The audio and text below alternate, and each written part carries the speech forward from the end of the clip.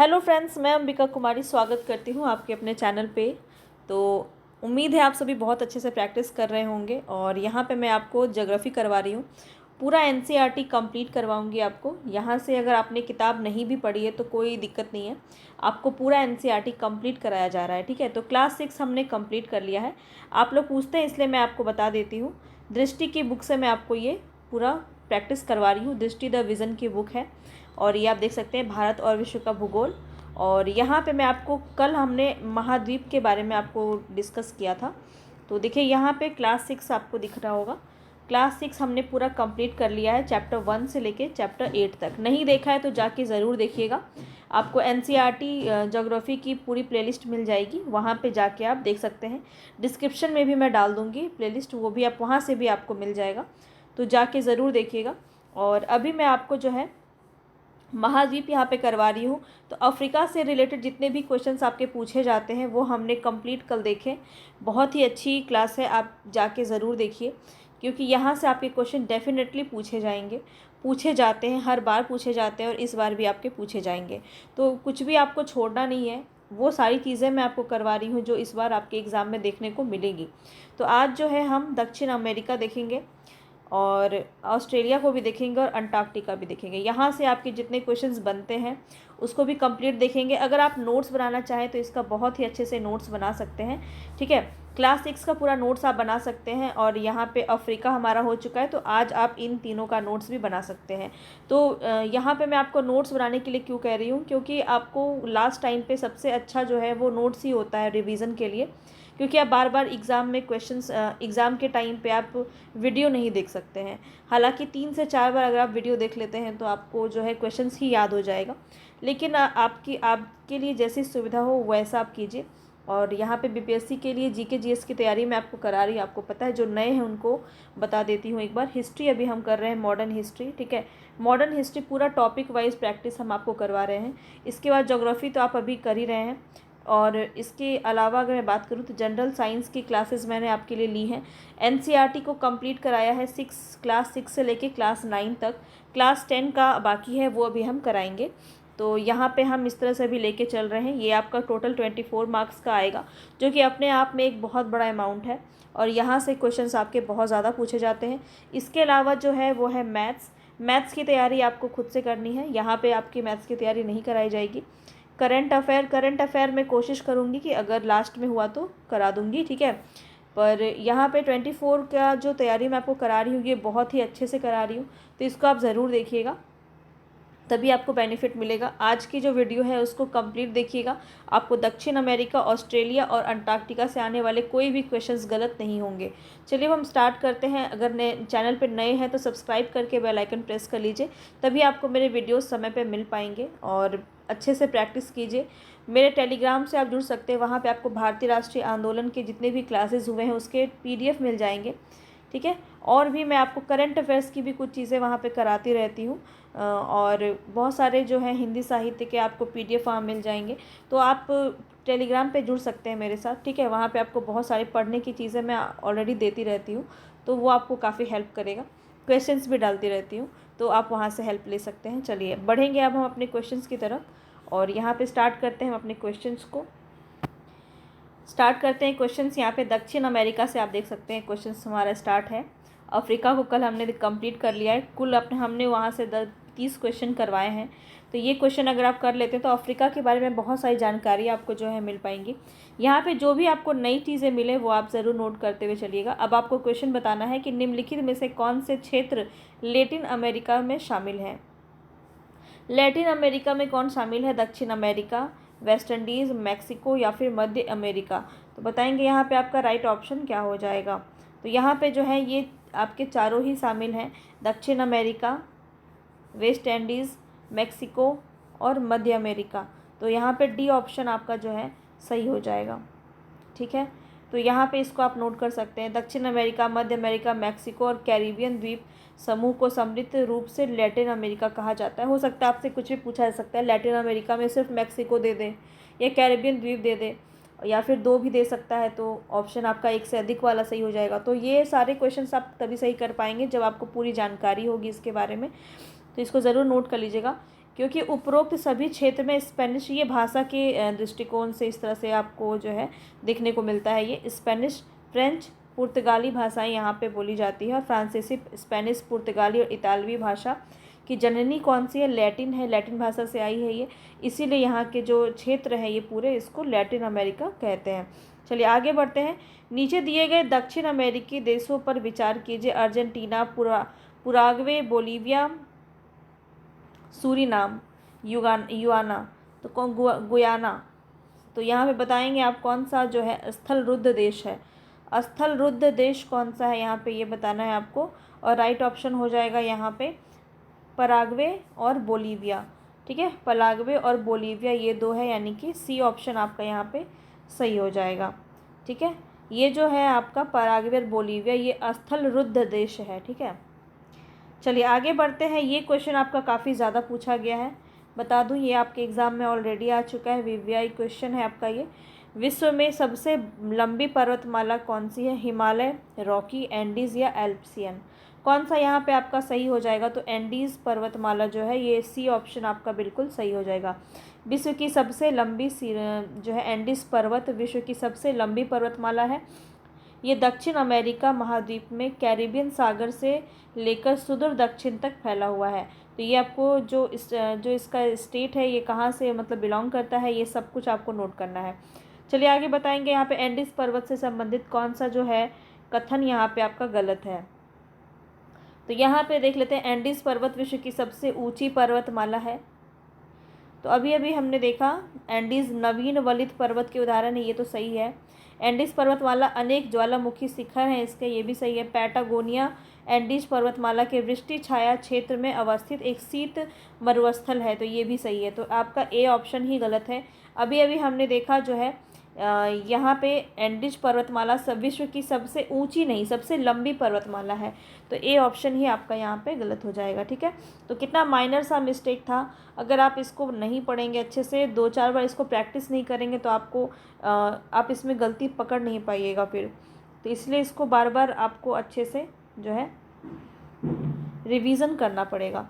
तो यहाँ पे देखिए एंडीज़ हिमालय के बाद विश्व की दूसरी सबसे ऊंची पर्वत श्रृंखला है और यह नवीन वलित पर्वत है। धरातल के नीचे पृथ्वी की आंतरिक शक्तियों को दो विपरीत दिशाओं से बल लगाने के कारण धरातल में वलय या फिर मोड़ पड़ गए, जिससे ये वलित पर्वत इसको हम कहते हैं। इसमें हिमालय के बाद ये, ठीक है, हिमालय भी हमारा वलित पर्वत है, पहले भी कराया है, आपको याद होगा।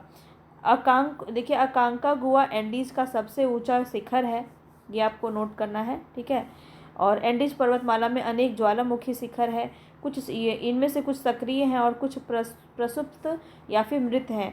ठीक है, तो इन क्षेत्रों में ज्वालामुखी का विस्फोट और भूकंप आना काफ़ी सामान्य बात है। पैटागोनिया एंडीज़ पर्वत का पठारी क्षेत्र है जो वृष्टि छाया क्षेत्र में अवस्थित एक शीत मरुस्थल है। पैटागोनिया और अर्जेंटीना विश्व के पश्चिम के सूखे भागों में भेड़ पालन का व्यवसाय के लिए यहाँ पे ये महत्वपूर्ण है। चलिए आगे बढ़ेंगे। ये भी क्वेश्चन आपका पूछा गया है। विश्व का सबसे ऊंचा ज्वालामुखी पर्वत कौन सा है? सबसे ऊंचा ज्वालामुखी पर्वत यहाँ पे पूछा जा रहा है और राइट ऑप्शन हो जाएगा यहाँ पे माउंट कोटोपैक्सी। माउंट कोटोपैक्सी आपका बिल्कुल सही हो जाएगा। ठीक है, ऊंचा पूछा जा रहा है तो बी ऑप्शन आपका यहाँ पे सही हो जाएगा। माउंट कोटोपैक्सी कहाँ है? तो एक्वाडोर में ये है। ठीक है, एक्वाडोर में स्थित माउंट कोटोपैक्सी संसार का सबसे ऊंचा ज्वालामुखी पर्वत कह सकते हैं। आगे बढ़ते हैं नेक्स्ट क्वेश्चन पे। यहाँ पे बताना है कि दक्षिण अमेरिका महाद्वीप के मध्यवर्ती मैदान एंडीज़ पर्वत और उच्च भूमि पूर्वी उच्च भूमि के बीच फैली है। मध्यवर्ती मैदानों का अधिकतर भाग ओरिनोको, अमेजन और प्लाटा नदी की द्रोणियों से बना हुआ है। तो क्या ये दोनों ही कथन आपके सही हैं? तो यहाँ पे ये दोनों ही कथन आपके बिल्कुल सही हैं, तो सी ऑप्शन यहाँ पे आपका सही हो जाएगा। दक्षिण अमेरिका महाद्वीप के मध्यवर्ती मैदान एंडीज़ पर्वत और पूर्वी उच्च भूमि तक फैले हुए हैं। और यहाँ पे ये जो दिया है इसको भी आप एक बार देख लीजिए। दक्षिण अमेरिका के मध्यवर्ती मैदान एंडीज़ पर्वत और पूर्वी उच्च भूमि तक फैले हुए हैं और इन मध्यवर्ती मैदानों का अधिकतर भाग ओरिनोको, अमेजन, प्लाटा नदियों की द्रोणियों से बना है। पराना, पराग्वे, डरुग्वे और इनकी अन्य सहायक नदियों से सम्मिलित तंत्र को प्लाटा कहते हैं। चलिए आगे बढ़ते हैं नेक्स्ट क्वेश्चन पे। यहाँ बताना है एंडीज पर्वत अर्जेंटीना और चिली के मध्य सीमा बनाते हैं। क्या ये कथन आपका सही है? तो ये कथन आपका बिल्कुल सही है। अर्जेंटीना की समृद्धि के कारण इसकी उत्तम घास भूमि पंपास, इसे पंपास कहते हैं। तो अर्जेंटीना की समृद्धि के कारण ही जो है पंपास कहते हैं, घास का मैदान है पंपास, काफ़ी इंपॉर्टेंट। सेकंड नंबर भी आपका सही है। और अर्जेंटीना में पशुओं को बड़े बड़े चारागाही फार्मों में पाला जाता है तथा पशुओं की देखभाल करने वाले लोगों को गाउचो कहते हैं। तो ये भी कथन सही है, तीनों ही कथन सही है। तो यहाँ पे डी ऑप्शन आपका बिल्कुल सही हो जाएगा।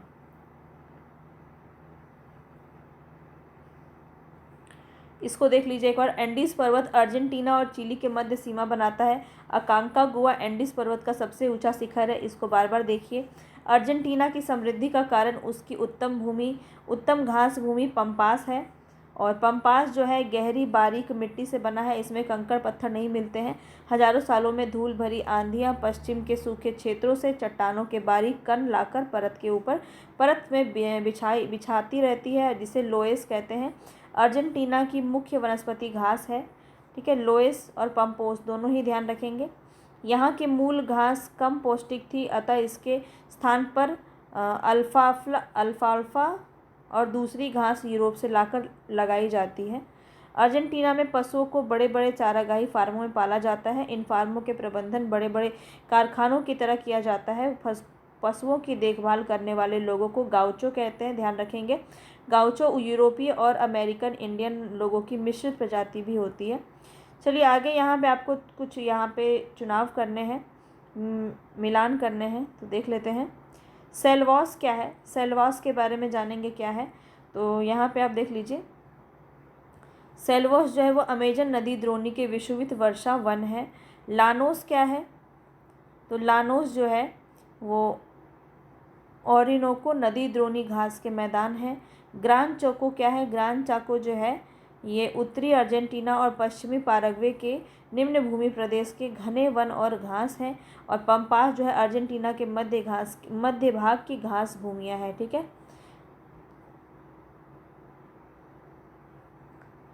तो अमेजन नदी संसार की सबसे बड़ी नदी है, ये भी आपको नोट करना है, जो संसार की सभी नदियों से अधिक जल बहाकर ले जाती है। अमेजन नदी की द्रोणी विषुवत वृत्त से निकट स्थित है और यहाँ की जलवायु विषुवतीय है, इसलिए यहाँ पे विषुवतीय वर्षा वन पाए जाते हैं। इन वनों का स्थानीय नाम क्या है? सेलवॉस। ये आपको पूछा जाता है, ध्यान रखेंगे। अमेजन वनों के उत्तर और दक्षिण में सवाना प्रकार के जलवायु कटिबंध है। ये घास भूमि प्रदेश में उत्तर में ओरिनोको नदी द्रोणी में इस घास के स्थानीय नाम क्या है? लानोस। तो ये आपको याद रखना है कि उत्तर में ओरिनोको नदी द्रोणी में इन घास का जो नाम है वो लानोस है। और विषुवतीय वर्षा में पाए जाने वन जो है वो सेलवास कहलाते हैं।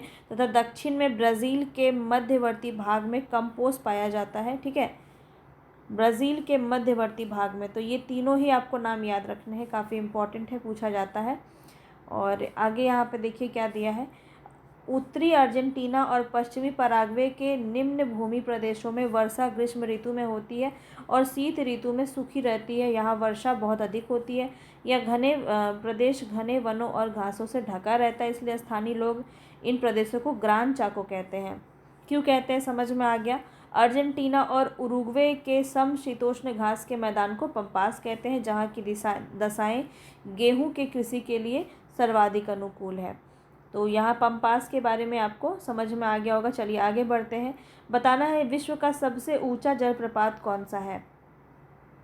विश्व का सबसे ऊंचा जलप्रपात कौन सा है? तो एंजिल जलप्रपात जो है, डी ऑप्शन आपका बिल्कुल सही जगह। दक्षिण अमेरिका के पूर्वी उच्च भूमि में वेनेजुला के दक्षिण पूर्वी भाग में स्थित एंजिल पर जलप्रपात विश्व का सबसे ऊंचा जलप्रपात है। तो ये क्वेश्चन भी आपका पूछा जा सकता है। आगे चलते हैं। यहाँ बताना है दक्षिणी पेरू तथा उत्तरी चिली के गर्म मरुस्थलीय प्रदेश को आटाकामा मरुस्थल कहते हैं।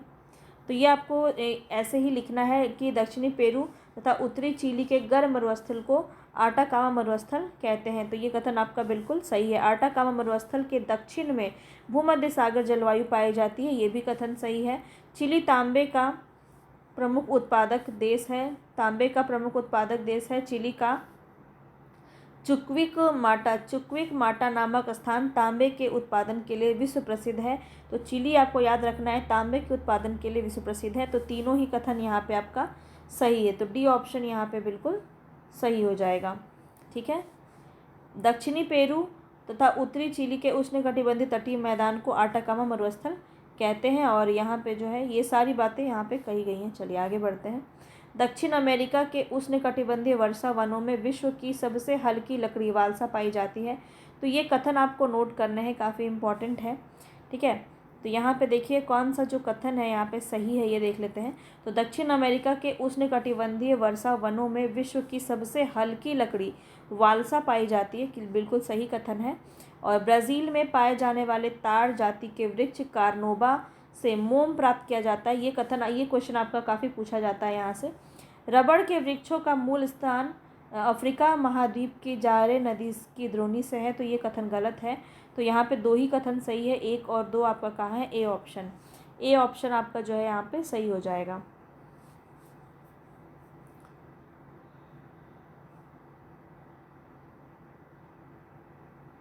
अब देखिए यहाँ पे एक बार इसको आप देख लीजिए। पहला तो आपने पढ़ लिया, ये हल्की लकड़ी पाई जाती है वालसा नाम से, विश्व की सबसे हल्की लकड़ी।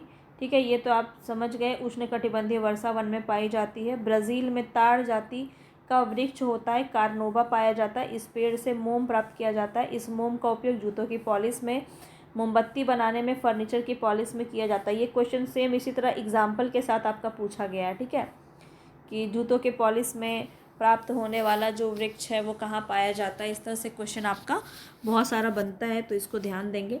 अमेजन नदी द्रोणी रबड़ के वृक्षों का मूल स्थान है, लेकिन अब संसार के दूसरे भागों में जैसे मलेशिया में रबड़ के बड़े बड़े बाग लगाए गए हैं, जिस कारण इन बागों से प्राप्त सस्ती रबड़ की तुलना में अमेजन की रबड़ महंगी पड़ती है। तो आपका जो तीसरा कथन था इसलिए गलत था। तो इसको आपको जो है इम्पॉर्टेंट पार्ट को आपको नोट करना है। ठीक है, कल हम क्लास 7 से स्टार्ट करेंगे ज्योग्राफी अपना। तो आज हम यहाँ पे दक्षिण अमेरिका, ऑस्ट्रेलिया और अंटार्कटिका को पढ़ रहे हैं। और यहाँ पे आपका नेक्स्ट क्वेश्चन देखते हैं। यहाँ से क्वेश्चन आपका बन सकता है। तो यहाँ पे मिलान करने के लिए दिया गया। तो सिमकोना क्या है, तो आप सभी को पता है सिमकोना जो है वो कुनैन की औषधि है, सिमकोना। ठीक है, ये तो सभी लगा लेंगे। चिकिल की बात करें तो चिकिल आपका किसके अंदर आएगा, च्युइंगम है। यरबा की बात करें तो ये चाय पत्तियों के समान है। और क्वेबेक्रो जो है ये टैनिक अम्ल है। तो इस तरह से आप इसको देख सकते हैं। इसके बारे में जानना चाहते हैं तो थोड़ा सा देखिए। मलेरिया बुखार के लिए जो दवा ली जाती है, सिमकोना वृक्ष की छाल से कुनैन को तैयार किया जाता है। तो ये हम बचपन से मतलब पढ़ते हुए आ रहे हैं। और सीटेट आपने दिया होगा तो उसमें भी आपने इसको बहुत ही अच्छे से पढ़ा होगा। तो ब्राज़ील के वनों में पाए जाने वाले सिमकोना वृक्ष की छाल से कुनैन तैयार किया जाता है, या मलेरिया बुखार के लिए दवा के रूप में काम आता है। चिकिल के पेड़ को च्युइंगम बनाया जाता है इससे। और येरबा पूर्वी उच्च भूमि का मुख्य वृक्ष है। इसकी पत्तियों से चाय की पत्तियों के समान ही पानी में उबाला जाता है। और क्वेबेक्रो जो ग्रांड चाको के वनों का मुख्य पेड़ है, इस पेड़ का नाम का अर्थ क्या है, कुल्हाड़ी तोड़ने वाला। इसकी लकड़ी बहुत कठोर होती है तथा इस वृक्ष से टैनिक अम्ल निकाला जाता है, जिसका प्रयोग चमड़ा शोधन में किया जाता है। तो क्वेश्चन आपसे ऐसे घुमा के पूछ सकता है, तो इसको ध्यान रखेंगे। चलिए आगे देखते हैं। नेक्स्ट क्वेश्चन है यहाँ पे, पूरा क्वेश्चन क्या है पूरा यहाँ पे दिया हुआ है। चलिए देख लेते हैं। दक्षिण अमेरिका महाद्वीप के किस क्षेत्र में पाए जाने वाले वनों को मोंटाना कहते हैं। तो यहाँ पे आपका जो है डी ऑप्शन ही सही, बी ऑप्शन ही सही हो जाएगा। एंडीज पर्वत के पूर्वी ढलानों वाले वनों को जो है मोंटाना कहते हैं। ध्यान रखेंगे, ये आपका दक्षिण अमेरिका महाद्वीप में ही पाया जाता है। चलिए आगे बढ़ते हैं। तो मोंटाना इनसे कीमती मुलायम लकड़ी प्राप्त होती है। ध्यान रखेंगे, मोंटाना से क्या होता है, तो कीमती मुलायम लकड़ी प्राप्त होती है। विश्व के सबसे बड़े शिकारी पक्षी का नाम बताना है। तो यहाँ पे कौन सा हो जाएगा, कोंडोर, रिया, शुतुरमुर्ग या गिद्ध। तो यहाँ पे राइट ऑप्शन हो जाएगा आपका कोंडोर। कोंडोर आपका बिल्कुल सही हो जाएगा, ए ऑप्शन। दक्षिण अमेरिका विशेषतया अमेजन नदी द्रोणी में विविध प्रकार के वन्य जीव बहुत बड़ी संख्या में मिलते हैं। कोंडोर जो है संसार का सबसे बड़ा शिकारी पक्षी है। रिया जो है, रिया ये ना उड़ सकने वाला पक्षी, ये उड़ता नहीं है। और दक्षिण अफ्रीका के शुतुरमुर्ग और ऑस्ट्रेलिया के एमू पक्षी जैसा ही होता है। चलिए आगे बढ़ते हैं नेक्स्ट क्वेश्चन पे। यहाँ पे बताना है आपको, दक्षिण अमेरिका का यह जीव एंडीज पर्वतमाला के ऊंचे भागों में रहता है। कौन है वो जीव जो एंडीज पर्वतमाला के ऊंचे भागों में रहता है? पर्वतीय क्षेत्रों में इन जीवों के समान ढुलाई की जाती है। तो पर्वतीय क्षेत्रों में इन जीवों के द्वारा सामान की ढुलाई की जाती है, यानी कि सामान को ढोया जाता है। तो यहाँ पे ये कौन सा होगा? अब आप शायद इसको समझ पाएँ। तो यह लंबी गर्दन वाला पशु ऊँट प्रजाति का होता है। ऊँट की तरह ही कई दिनों तक बिना पानी पिए भी रह सकता है। तो यहाँ पे ऑप्शन डी आपका सही हो जाएगा, लामा। लामा के लिए ये बातें आपकी कही गई हैं, ठीक है। और यहाँ पे दिए गए जो ऑप्शन में दिया गया है अन्य जो पशु के बारे में यहाँ बात किया जाए तो देखिए यहाँ पे जो यहाँ पे दिया गया है लामा, एक ऊपर की दी गई जितनी विशेषताएं हैं वो लामा के संदर्भ में है, जो कि दक्षिण अमेरिका का एक विचित्र जीव है। यह जानवर ऊँट प्रजाति का है जो एंडीज पर्वतमाला के ऊंचे भागों में रहता है। ग्वानको एक प्रकार का जंगली लामा है जो पैंटागोनिया के मरुस्थल में पाया जाता है। ग्वानको जो है, ऐसे आपको सिर्फ लिखना है, ग्वानको जो है ये आपका पेंटागोनिया में पाया जाता है, मरुस्थल में, ठीक है। एंट ईटर जो है तथा अर्मेडिलो बहुत ही प्राचीन काल के स्तनधारी जीवों से बचे रह गए हैं। और प्यूमा जो है ये सिंह परिवार का खतरनाक जानवर है जो चीते से भी अधिक बलवान होता है। जैगुआर भी एक शिकारी जानवर है। ये दोनों जानवर पेड़ों पर भी रहते हैं। तो इस तरह से इन सब के बारे में आपको यहाँ पे पता चल गया होगा। चलिए आगे बढ़ते हैं।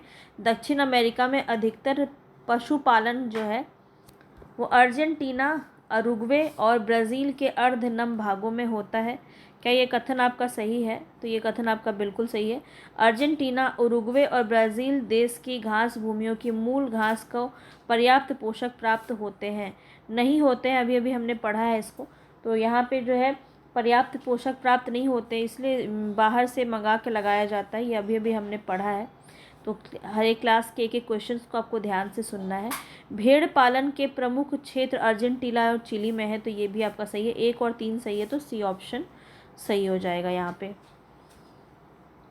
ठीक है।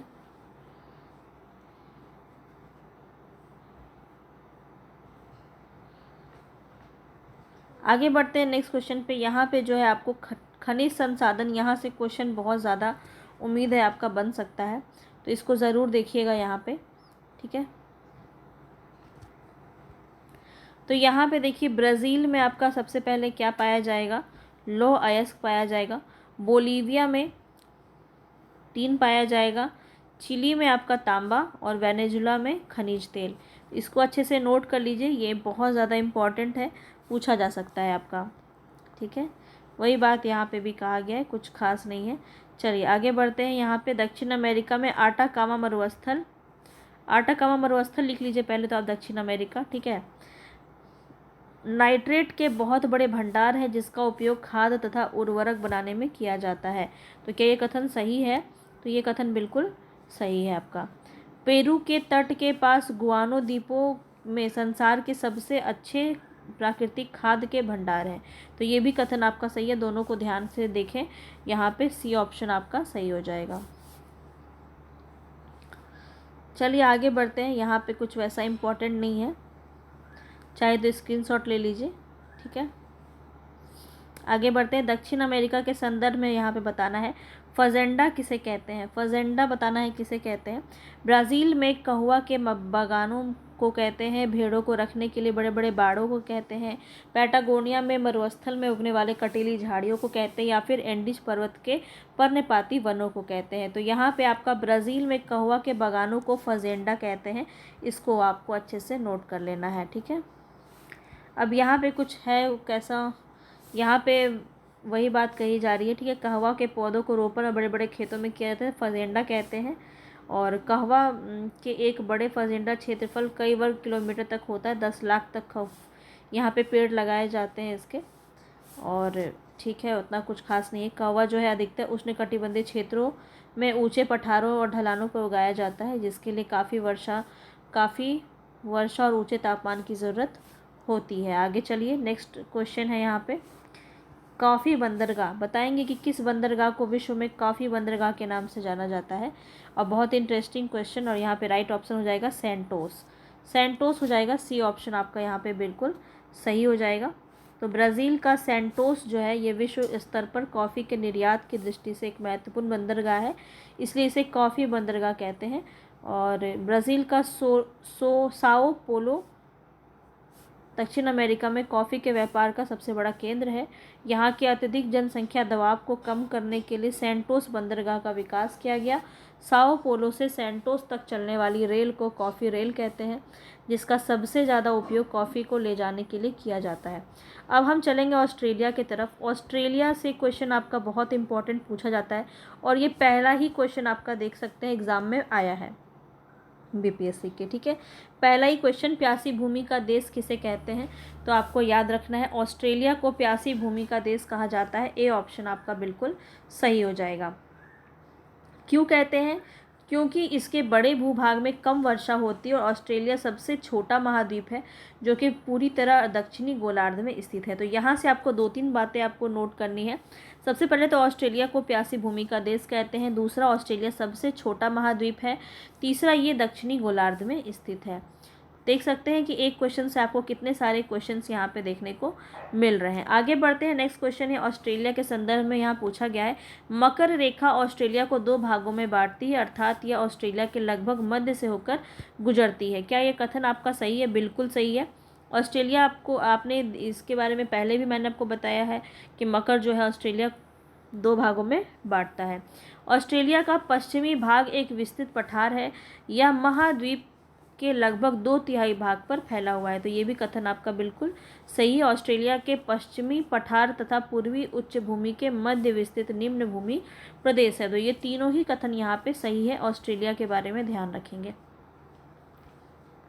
चलिए आगे बढ़ते हैं, नेक्स्ट क्वेश्चन है यहाँ पे पश्चिमी पठार बताना है। पश्चिमी पठार से क्वेश्चन है ऑस्ट्रेलिया का। तो ऑस्ट्रेलिया के पश्चिमी पठार का अधिकतम भाग मरुस्थल या अर्ध मरुस्थल है। तो क्या ये कथन आपका सही है? तो ये वाला देखिए, आपको क्या बताना है, असत्य बताना है। ये कथन सही है, लेकिन ये क्वेश्चन आंसर आपका नहीं होगा। तो पश्चिमी पठार का अधिकांश भाग सपाट है और छोटी छोटी झाड़ियों से ढका है, ये भी सही है। यह पठार का नवीनतम पठार है, जिस कारण यहाँ पर खनिज संसाधनों का अभाव है। तो यहाँ पे ये क्वेश्चन का आंसर आपका गलत है, यानी सी ऑप्शन सही हो जाएगा। सी ऑप्शन यहाँ पे आपका सही हो जाएगा, गलत ही बताना था। तो ऑस्ट्रेलिया का जो पश्चिमी पठार है वो भारत के दक्कन के पठार की भांति पुरानी चट्टानों से बना हुआ है, जहाँ पे बहुत सारे खनिजों का भंडार है। ठीक है, लौह अयस्क और सोना यहाँ के सबसे प्रमुख खनिज है। इस बात को आपको नोट करना है, काफ़ी इंपॉर्टेंट है। आगे देखिए बढ़ते हैं, यहाँ पे ऑस्ट्रेलिया के बारे में बताएंगे। कथन दिया है तो पढ़ लेते हैं। मध्यवर्ती निम्न भूमि प्रदेश में कम कारपेटिया की खाड़ी से लेकर महाद्वीप को पार करता हुआ ऑस्ट्रेलिया के दक्षिणी तट तक फैला हुआ है। तो मध्यवर्ती निम्न भूमि प्रदेश की बात की जा रही है, तो ये कथन तो आपका सही है। आगे देखते हैं, इस भाग में पर्याप्त वर्षा होती जिस कारण यहाँ कई नदियों का उद्गम स्रोत है। तो दूसरा कथन यहाँ पे गलत है। तो यहाँ पे जो है एक ही ऑप्शन सही है, यानी ए ऑप्शन आपका सही हो जाएगा। ए ऑप्शन आपका सही हो जाएगा। वर्षा की कमी के कारण निम्न भूमि का अधिकतम भाग यहाँ पे शुष्क होता है। सौभाग्य से कुछ जल स्रोत कूपों से मिल जाता है। ये कुएं बहुत गहरे खोदे जाते हैं। इन गहरे कूपों से पानी निरंतर और अपने आप बड़े वेग से निकलता रहता है, लेकिन यहाँ पे कुछ प्राकृतिक रूप से उद्गम स्रोत देखने को नहीं मिलता है। अब ये क्वेश्चन आपका बहुत बार पूछा गया है, ये वाला क्वेश्चन आपका काफ़ी बार पूछा गया। ऑस्ट्रेलिया की सबसे प्रमुख नदी कौन सी होगी यहाँ पे, तो बताएंगे। यहाँ पे राइट ऑप्शन क्या हो जाएगा, तो इसको सीधा रखिए, मर्रे डार्लिंग। मर्रे डार्लिंग जो नदी है यहाँ पे याद रखिए, मर्रे और डार्लिंग ये 2 नदी है, इसको मर्रे डार्लिंग नदी याद रखिए इस तरह से। तो ये ऑस्ट्रेलिया की सबसे प्रमुख नदी है, 2 नदी मर्रे और डार्लिंग, इसको अच्छे से नोट कर लेना। ये क्वेश्चन काफ़ी बार पूछा जाता है। और ये अपवाह क्षेत्र का संबंध जो है मध्यवर्ती निम्न भूमि से देखने को मिलता है। ग्रेट डिवाइडिंग रेंज बताना है, पर्वत किस देश में स्थित है। ग्रेट डिवाइडिंग रेंज क्वेश्चन यहाँ से पूछा जाता है। ग्रेट डिवाइडिंग रेंज पर्वत किस देश में स्थित है। न्यूजीलैंड में, फ्रांस में, ऑस्ट्रेलिया में, कनाडा में। तो यहाँ तो आप बता दीजिएगा, क्योंकि हम ऑस्ट्रेलिया के ऊपर क्वेश्चन कर रहे हैं, लेकिन एग्ज़ाम में आ गया तो आप घबरा सकते हैं, तो इसलिए आपको घबराना नहीं है, आंसर करना है। बताएंगे यहाँ पे, तो सी ऑप्शन सही हो जाएगा। ग्रेट डिवाइडिंग रेंज यहाँ पे ऑस्ट्रेलिया देश में स्थित है।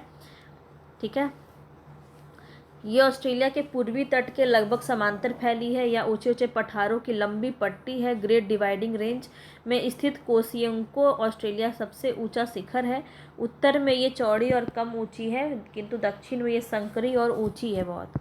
चलिए आगे बताएंगे। मर्रे डार्लिंग नदियों के द्रोणियों या अपवाह क्षेत्र का संबंध मध्यवर्ती निम्न भूमि प्रदेश, अभी भी हमने पढ़ा है उसको, तो ये कथन आपका बिल्कुल सही है, अभी भी हमने देखा है जस्ट।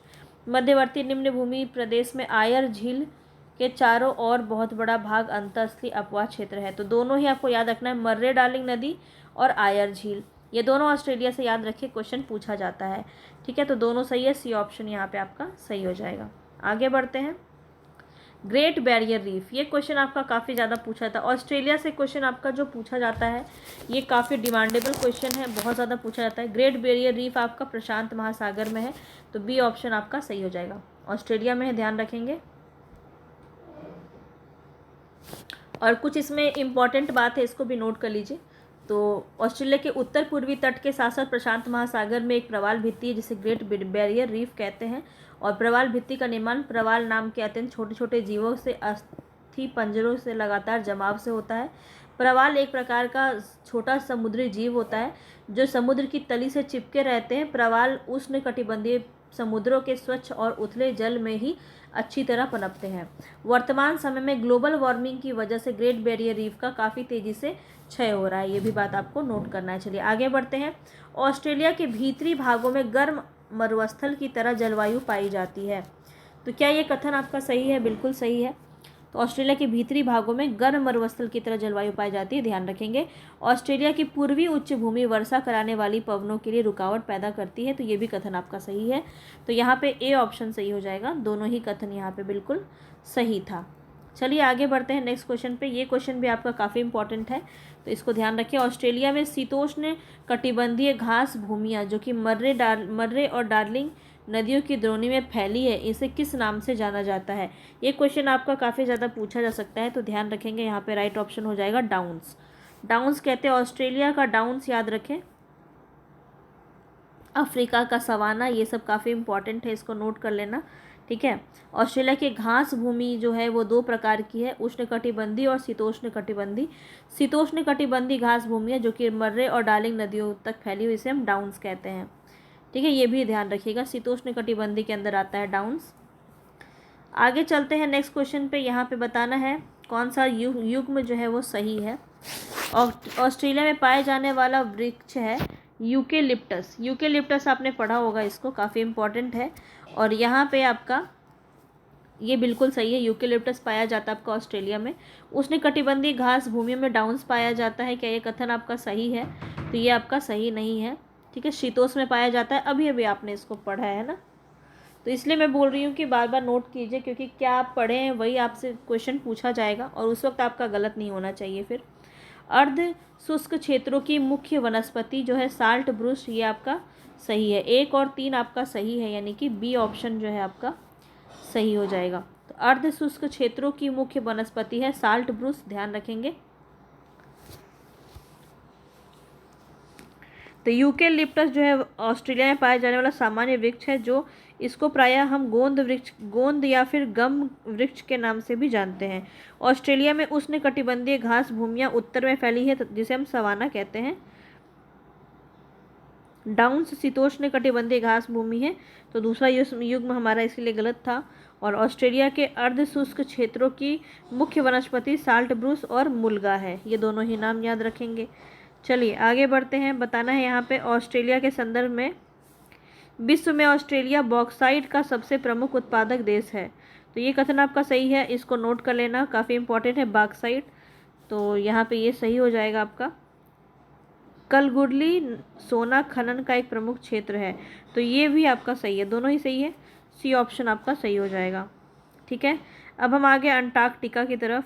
अंटार्कटिका से हमारा बहुत ज़्यादा क्वेश्चन नहीं है, बहुत कम ही क्वेश्चन यहाँ से बनते हैं, बट जो बनते हैं उसे हम देख लेंगे। किस महाद्वीप को विज्ञान के लिए समर्पित महाद्वीप कहा जाता है? तो अंटार्कटिका, सी ऑप्शन आपका सही हो जाएगा, क्योंकि यहाँ पे मानव नहीं रहते हैं और यहाँ पे आपका जो है बहुत सारा स्पेसशिप। अंटार्कटिका आकार में बहुत बड़ा है, लेकिन अब भौतिक दृष्टि से ज़्यादा लाभ नहीं दे सकता है, परंतु यह पृथ्वी के बारे में अधिक जानकारी देने के अनोखे अवसर प्रदान करता है, इसीलिए इसे विज्ञान के लिए समर्पित महाद्वीप भी कहते हैं। साथ ही संसार का यह अकेला महाद्वीप है जो सदा ही बर्फ से ढका रहता है, इसलिए श्वेत महाद्वीप भी हम इसे कहते हैं। अंटार्कटिका के बारे में ध्यान रखिएगा। आगे नेक्स्ट क्वेश्चन है यहाँ पे, अंटार्कटिका के बारे में आपको असत्य कथन बताना है। ठीक है, असत्य कथन बताना है, बताएंगे यहाँ पे क्या होगा। तो अंटार्कटिका का लगभग 98% भाग सदा बर्फ से ढका रहता है। सोचिए 98%, ये कथन आपका बिल्कुल सही है, आपको गलत बताना है, तो ये आपका आंसर नहीं है। इस महाद्वीप में विश्व के सबसे बेहतर तटीय मैदान है। अब आप बताइए, जो जगह हमेशा बर्फ़ से ढका रहता है वहाँ पे सबसे बेहतर, वो भी विश्व के तटीय मैदान हो सकते हैं क्या? नहीं हो सकते हैं। तो यहाँ पे बी ऑप्शन ही गलत हो जाएगा। ये तो थोड़ा सा दिमाग लगा के भी आप सही बना सकते हैं। इसके आगे भी देख लीजिए, क्वीन मॉड पर्वत श्रेणी इस महाद्वीप को लगभग 2 बराबर भागों में विभाजित करता है, ये भी सही है। यहाँ ग्रीष्म ऋतु में कभी सूर्य अस्त नहीं होता है तथा शीत ऋतु में सूर्य उदय नहीं होता है, तो ये दोनों ही, ये भी कथन आपका सही था। तटीय मैदान यहाँ पे नाम मात्र को भी देखने को नहीं मिलते हैं। चलिए आगे बढ़ेंगे। यहाँ पे बताना है, ये क्वेश्चन आपका काफ़ी इम्पोर्टेंट। अगेन, अंटार्कटिका महाद्वीप की मुख्य वनस्पति क्या है, बताएंगे। ऐसी जगह पे भी आपके वनस्पति पाए जाते हैं, बिल्कुल। तो यहाँ पे कौन कौन से पाए जाते हैं, तो आपको ध्यान रखना है, लाइकेन और मॉस, ये 2 पाए जाते हैं। ओक तो आपका ऑस्ट्रेलिया में पाया जाता है ना, लाइकेन और मॉस आपका जो है पाया जाता है अंटार्कटिका में। ए ऑप्शन आपका यहाँ पे सही हो जाएगा। तो इसको ज़रूर नोट कर लीजिएगा, ऐसे क्वेश्चन बहुत ज़्यादा पूछे जाते हैं। मुख्य वनस्पति है यहाँ पे लाइकेन और मॉस। अंटार्कटिका का अधिकतर भाग ठंडा मरुस्थल है, जहाँ की थोड़ी सी वनस्पति पर बहुत कम जीव जंतु अपना गुजारा कर सकते हैं, लेकिन यहाँ के सागरों में जीवों की बहुतायत है। पेंगुइन जो है यहाँ पे देखने को मिलता है, समुद्री पक्षी तथा सील जो है यहाँ बड़ी संख्या में देखने को मिलता है। सागरों में व्हेल भी पाई जाती हैं यहाँ पे। ठीक है, अंटार्कटिका महाद्वीप के को चारों ओर से घेरने वाले महासागर का नाम क्या है? कौन सा महासागर जो अंटार्कटिका को चारों ओर से घेरता है? तो वो है दक्षिणी महासागर। दक्षिणी महासागर, ए ऑप्शन यहाँ पे आपका सही हो जाएगा। तो आपने कंप्लीट जो है यहाँ पे अभी देख लिया, इसको आप एक बार नोट कर लीजिए।